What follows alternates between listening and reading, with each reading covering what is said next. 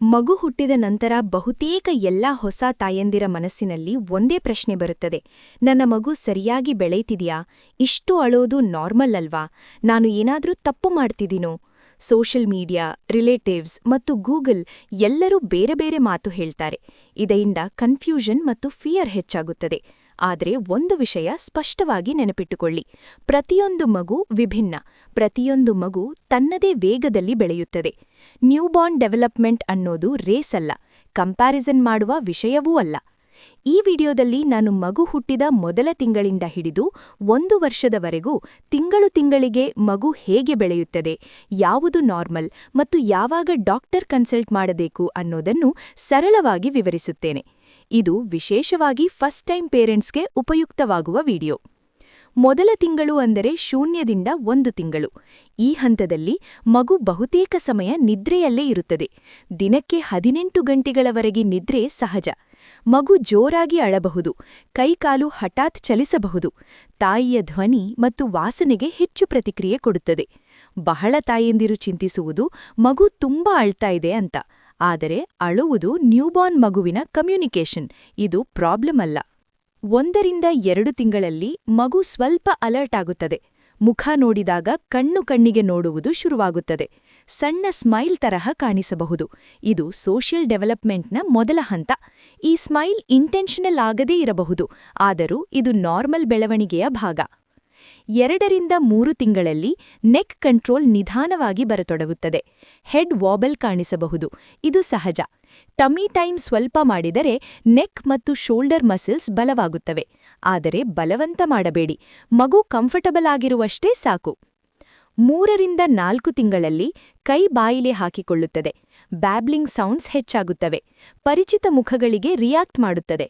ಕೈ ಬಾಯಿಗೆ ಹಾಕಿಕೊಳ್ಳೋದು bad habit ಅಲ್ಲ, ಇದು ಮಗುವಿನ ಲರ್ನಿಂಗ್ ಮತ್ತು ಎಕ್ಸ್ಪ್ಲೋರೇಷನ್ ಪ್ರಾಸೆಸ್.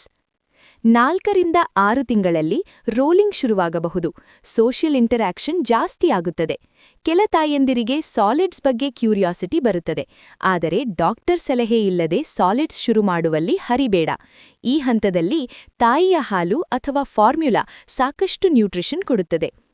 6ರಿಂದ 9 ತಿಂಗಳಲ್ಲಿ ಮಗು ಕುತ್ತುಕೊಳ್ಳಲು ಪ್ರಯತ್ನ ಮಾಡುತ್ತದೆ. ಸ್ಟ್ರೇಂಜರ್ ಫಿಯರ್ ಕಾಣಿಸಬಹುದು. ತಾಯಿಯ ಜೊತೆ ಅಟ್ಯಾಚ್ಮೆಂಟ್ ಹೆಚ್ಚಾಗುತ್ತದೆ. ಮಗು ಕ್ಲಿಂಗಿ ಆಗ್ತಿದೆ ಅಂತ ವರಿಬೇಡ, ಇದು ಹೆಲ್ದಿ ಬಾಂಡಿಂಗ್ನ ಲಕ್ಷಣ.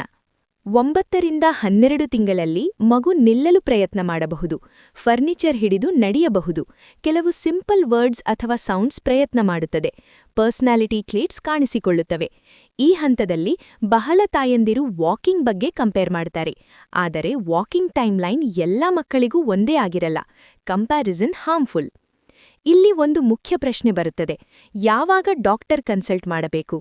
ಮಗು ಕಣ್ಣಿಗೆ ನೋಡದೇ ಇದ್ದರೆ, ಧ್ವನಿಗೆ ಪ್ರತಿಕ್ರಿಯೆ ಕೊಡದೇ ಇದ್ದರೆ, ತೂಕ ಸರಿಯಾಗಿ ಹೆಚ್ಚಾಗದೇ ಇದ್ದರೆ ಅಥವಾ ಮಗು ತುಂಬಾ ಲೆಥಾರ್ಜಿಕ್ ಆಗಿದ್ದರೆ ಡಿಲೇ ಮಾಡದೆ ಡಾಕ್ಟರ್ ಪೀಡಿಯಾಟ್ರಿಷಿಯನ್ ಕನ್ಸಲ್ಟ್ ಮಾಡಿ.